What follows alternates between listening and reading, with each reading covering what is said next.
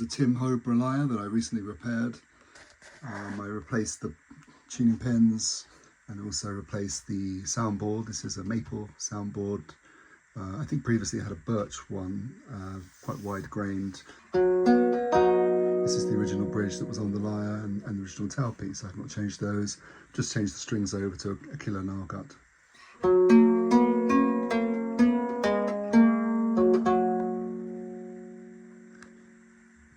This is the tuning pin. It's a very simple mortise in the end of sycamore, I think. Just fits into the peg there, just about enough clearance, although I may turn it down a little bit.